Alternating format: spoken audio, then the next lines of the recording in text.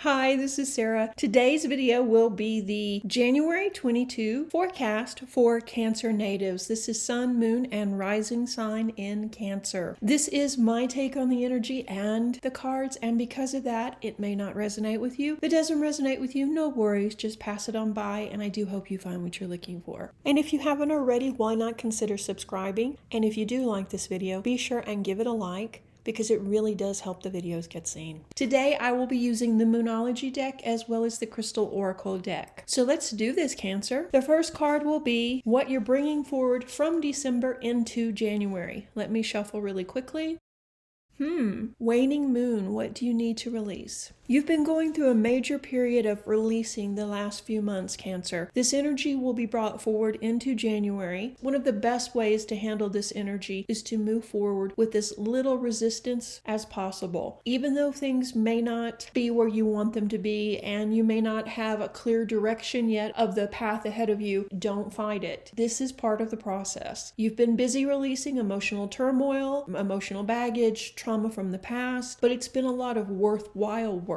I would say apologize where it's needed and then move on. This isn't a time to reunite with your ex or go back to unhealthy patterns. You're making progress, even if it doesn't feel like it. Energy work such as Reiki is favored now. You can book a long distance session with me for January if you want to. Just email me and I'll send you my calendar. Plan projects now, but don't begin anything during Mercury retrograde. So overall, you're still in that cycle of releasing. And that's okay, because by mid-month, everything will start shifting. Just allow the process. And I know it's not easy. It's not easy at all, but this is really for your best. And when you revisit this energy around your birthday, you're going to look back on January and it's going to make sense. It's going to be like a puzzle piece that really fits in with the rest of the changes. It's going to be an interesting time for sure. So let's draw the next card, which will be your obstacle for the month of January.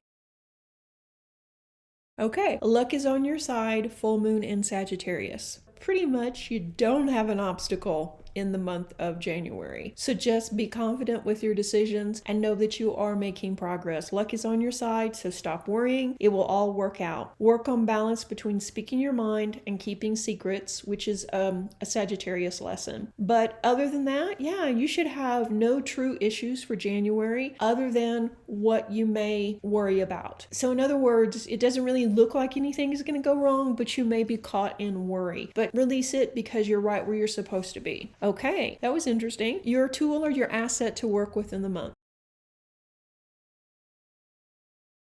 Oh, nice. Your card. New moon in Cancer. You and your loved ones are safe. Know that everything is going to work out and that you and your family will be safe. A new cycle is beginning for your child or children, and it's going to be okay. Meditate and use your intuition this month to balance your energy as you begin your new life. Literally, this is a great asset, knowing that you're going to be safe, knowing your family and loved ones are going to be safe. So what would you do if you didn't have to worry about them? And plus, you know luck will be on your side. What choices would you make? And I think that's going to be a big question for you in January as you let go some of this fear that's been stopping you, even though you may not have even realized you were holding on to it. I think things are going to shift because you are releasing a lot of the old baggage and the old people from your life that were toxic. So this is a huge shift for you, Cancer, and I think the month is probably going to fly by for you. Let's look at your home life next. Don't let your pride get in the way, full moon in Leo. Okay, we saw this card come up recently in another reading I just did in the same placement. So home issues having to do with pride and vanity may be an issue for all of us in January. And this can happen because, egos and we get our feelings hurt and, it happens. I would suggest that you make an effort to be kinder to yourself because this situation didn't just happen last week. It's been going on for a while. Then there's really no way you can fix the situation in the next 48 hours. So be kinder with yourself and also be aware of other people's feelings, which is not an issue normally for you, but you are in a different headspace right now. And meet your family members halfway. Everyone is equally important and everyone should have a chance to say their piece regarding household changes. Listen more than you speak and look for creative solutions to the problem. Cancers are known for being very nurturing and supportive, but you're going through a lot of stuff right now, so you may not be engrossed in that nurturing energy right now.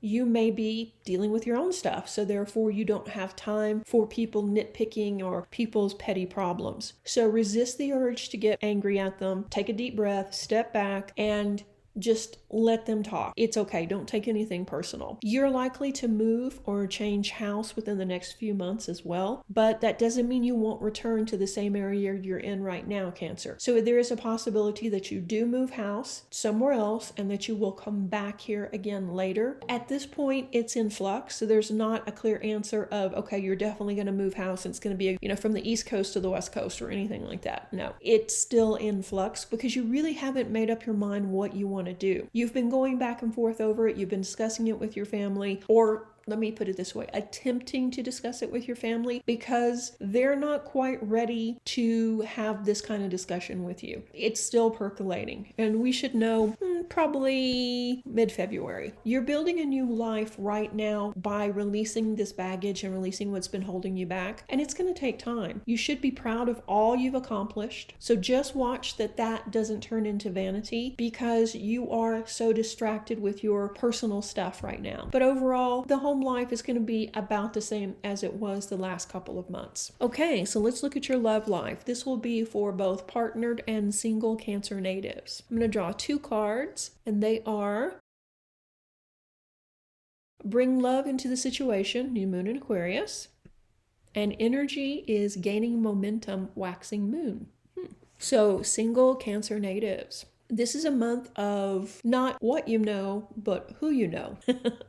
You're likely to meet someone new through a friend or an acquaintance, kind of just like an accidental thing, where you bump into someone you know and there's someone with them. It could be a brother or sister, it could be someone visiting from out of state, it could be a colleague, and then before you know it, there's a connection. And it may take weeks or even till mid-February before the connection develops into an actual relationship, but it will be worth the wait. Happy coincidences are likely. The other thing for you single Cancers is to stop settling for people that don't deserve you. In January, you become more detached from the situation with your ex, and in doing so, you realize you were not a good match. This allows another level of healing to take place, and as you heal the trauma, let's be honest, the trauma from the last relationship, and as you do this healing, the chances of you getting involved with them again or with someone with a similar pattern are pretty much done and over. Those lessons are learned so you don't have to repeat them. So this is major healing happening both on the surface and internally, Cancer. Some good work that is needed. Okay, partnered Cancer natives. Come at the situation from a different viewpoint in January. You and your spouse are busy planning the next few months, which is great, but plan on thinking outside the box to find answers that work for everyone. You feel particularly inspired in January to tackle big projects at home, and working as a team, you'll get things done quickly. Both parties need to give 100%, and shortly after, you will see the situation shift. A weekend getaway would be a nice surprise for your partner. Overall, it's about the same as it's been the last couple of months as well. So the relationship is not changing much right now. You two are focused inward, but you're taking care of your responsibilities and you're moving forward with your home life and with your partner. But overall, not a big change. So let's look at the outcome. If you stay on the current path that you're on now, this is where you're likely to be at the end of January.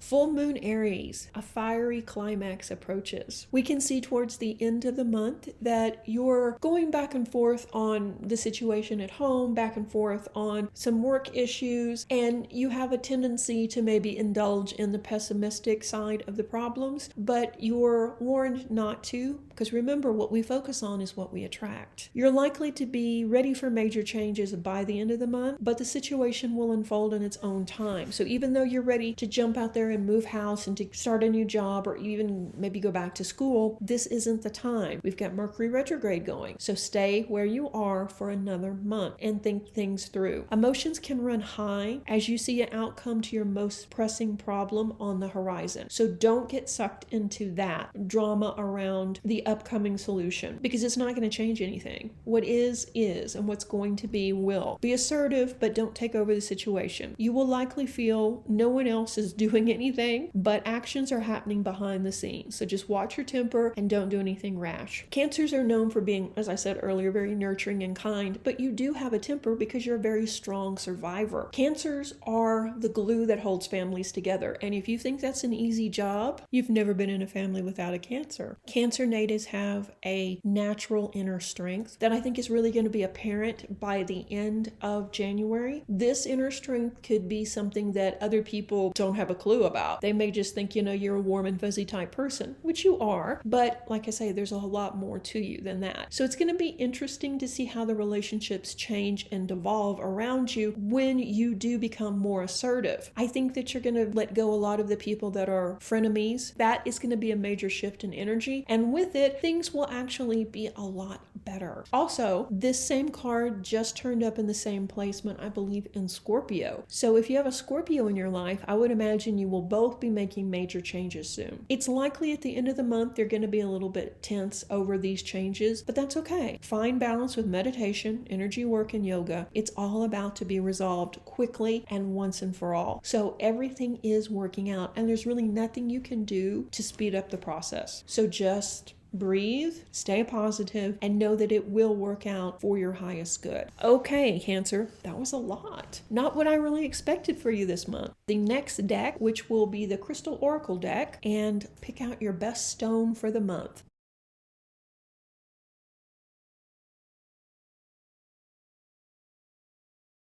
Oh, nice, nice. Here's a stone we haven't seen in a while, malachite. I love this stone. Not only is it beautiful, it's a very powerful wealth stone too. It's known as the stone of transformation by a lot of healers because it helps reveal and heal emotional pain by absorbing the pain into itself. So it's a stone that does need to be cleaned regularly. It's especially helpful in bringing ease during times of change and gives the insight needed for personal growth. It brings in good luck, positive transformation, and abundance. You should have malachite on your altar or in your wealth sector of your home for wealth and prosperity. Read up on feng shui. In the meantime, place malachite on the eastern side of your home to boost health and family joy, and place in the southeast corner of your house for prosperity. And you can just buy a little tumbled piece of malachite to put in those areas of your home. And this stone works on so many levels, including attuning your energy to receive spiritual guidance. It works to clear past heartache and balance the heart chakra as well. Meditating with malachite will help you to recognize helpful or toxic people in your life too. So it will give you that boost of confidence then to address the situation when you have identified maybe somebody is toxic. It is a beautiful stone and it does so many wonderful things. So I hope you enjoyed this little mini reading, and if you did, let me know in the comment section below, and also why not consider subscribing. Let's thank the patrons for making this video possible, and if you like this type of content, why not consider becoming a patron or joining the YouTube community. Stay tuned for the next video. Reiki blessings. Bye-bye.